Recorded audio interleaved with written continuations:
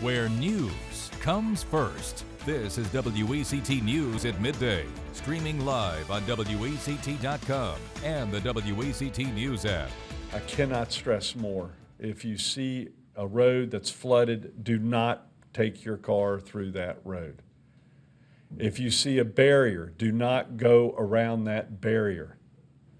This is a life and death decision. Not only are you making for you, you're making it also for rescue personnel who will be called upon to try to save your life.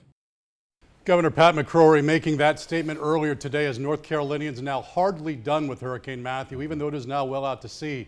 This afternoon, flooding is top of mind. We're seeing it especially in our area and west of us this afternoon. Chief Meteorologist Gannon Medwick has been talking about the impact this could have in our area. Gannon, we're seeing cresting already happening on area rivers, correct? We are, and it varies depending on the basin, Bob. We've morphed from a flash flooding situation on Saturday, quickly yesterday into today as a main stem river flooding situation. One of those rivers, the Northeast Cape Fear at Burgaw, we're already in a state of minor flood. The flood stage 10, we're over that. The new forecast crest, a little lower than initial projections, but still in a moderate to major. That would be about 16 feet later this week into this weekend. So major impacts in Pender County. Same for Bladen. The latest stage of the Cape Fear at Elizabethtown, 35.5. That forecast crests tomorrow at 35.6. So that's moderate to major impacts here as well.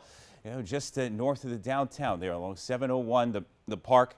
You know, 10 feet above flood stage. That's about how it's going to go down. Latest river stage on the Waccamaw in the Ash, Pireway, Freeland section of southern Columbus County, western Brunswick County. Terrible situation. I feel like we were talking about this last October as well.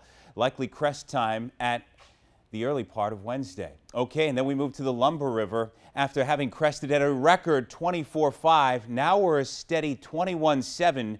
That could last through the week. And then downriver through Boardman, Fairmont, Fair Bluff, already major impacts. Unfortunately, I'm so sorry to say, those major flood impacts likely to stay for several days. This is an extremely slow draining river. Now let me end on a positive note. The forecast for the rest of today, exactly what we need in this situation. Dry, low humidity, lots of sun. Back to you, Bob. Again, and actually one of the hardest hit parts of southeastern North Carolina has been Fair Bluff, and that's where water levels are already high and rising. Now, our Molly Oak has been traveling all morning long. She set out for Whiteville, did that before 5 o'clock this morning, ran into water before she was even able to get there, but somehow she has now made it to Fair Bluff. So we're going to take Molly live there in Fair Bluff this afternoon. Molly, it's taken you a while to get there. Describe the scene and what you were seeing play out in front of you. Exactly, Bob. Roadblock after roadblock because of all that flooding we saw from Hurricane Matthew. And now you can see behind me, Fair Bluff is completely underwater. The road's looking a lot more like rivers here in downtown. This is Main Street where the water, they're estimating about 5 to 6 feet, but in some places up to 8 feet. Now, they are evacuating people. About half the town has been evacuated right now, but they're saying that they have never seen anything like this. Fire department calling this historical. They have no way of telling how many people this has affected, and they don't know when it's going to stop. Now, this is all from the Lumber River overflowing, just coming throughout the town. But for those who I've been able to speak to, everyone has kind of had the same sentiments of never seeing something like this before. And as you take it in, just look around. I want you to look.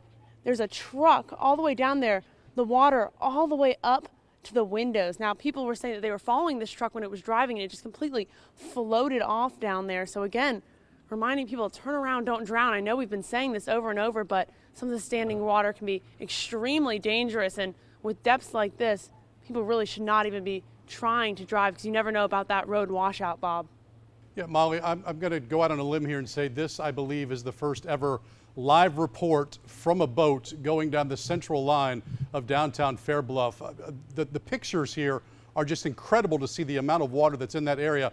I know you've got someone obviously on the boat steering you with this. Has that person said anything to you about what they have ever seen? I've got to think this doesn't even go on record with anybody living there. Yeah, the man who is taking us around the boat, he's actually the owner of the drugstore down here. He said never seen anything like that. And that's just continually the people who I've been able to talk to, whether it's fire department, other officials who have come into town helping out, a pastor of one of the churches that's right on the corner who didn't get as much water damage. Everyone's saying that they have never seen something like this. And honestly, Bob, we've talked about both being from Florida, both going through multiple hurricanes. I've never seen flooding like this before either, and I hope to never see something like this again. And Molly, where you're at, obviously the water's so deep going through downtown that there's nobody there, thankfully, right now. Where are all the residents right now? Where are people trying to find safe havens at this hour?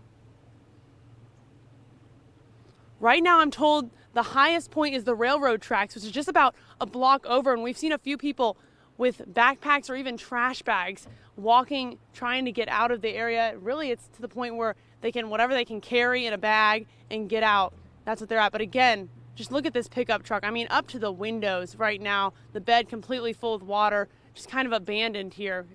Seems that those people who did evacuate had to just grab whatever they could carry and get out immediately because, again, they don't know if it's still rising, if it can keep rising anymore, or if it's done. Really at a point where they're just hoping that it's finished and will start decreasing now. But again, just look at this. I mean, it's a scene that I've never seen before and something that, again, I hope to never see again. Photographer Mike But look, Pelzer. the bridge is even with the water right now. Yeah, you and Mike Pelzer are doing great work there. I mean, the pictures speak for themselves. Stay safe. Tell the gentleman there, thank you for getting your out and about on this. And obviously, that impact there will be for days. We'll continue with reports from Fair Bluff throughout the day here on WECT. And Hurricane Matthew may well be long gone, but the storm and the impact having an impact on parts of North Carolina. We can give you an idea of Highway 74 in Columbus County, just east of Interstate 95. Traffic backed up for miles because a section of I-95 near Lumberton is closed because of the flooding. Still unclear how long the interstate will remain closed or when traffic will start moving again in that area. In our state, obviously, the last to be hit hard before Matthew made its way further out into the Atlantic.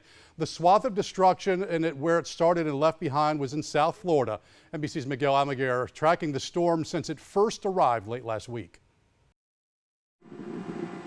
After a weekend of daring water rescues from the rooftops of homes and cars, men, women, Oh, come on, sweetie. and children were pulled to safety by the thousands. It seems Matthew saved its devastating and deadliest punch for the end in the U.S., killing some 20 Americans, nearly half of those in North Carolina.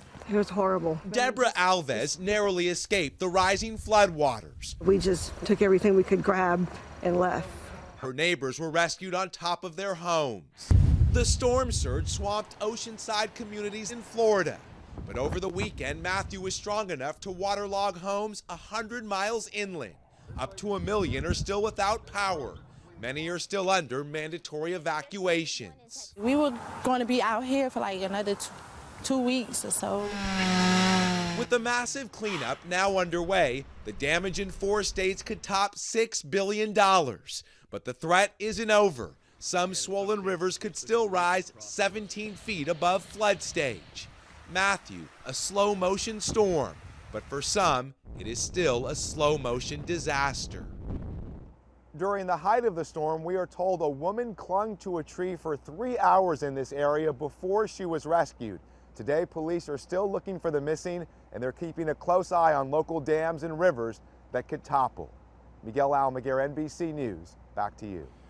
And we do want to give you the latest figures and outages from the Duke Energy Progress website. Thousands still without power this afternoon, going for a couple days now.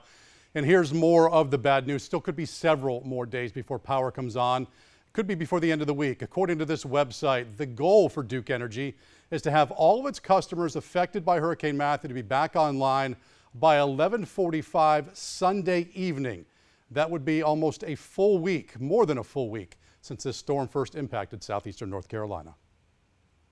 Check out the very latest WECT weather app with Storm Tracker for all major storms. Plus, you'll get accurate forecasts from your First Alert weather team. It's free. Search WECT in your app store. Sponsored by Wilmington Health. When it comes to higher quality, lower cost health care, Wilmington Health is leading the way in southeastern North Carolina. There really is no comparison.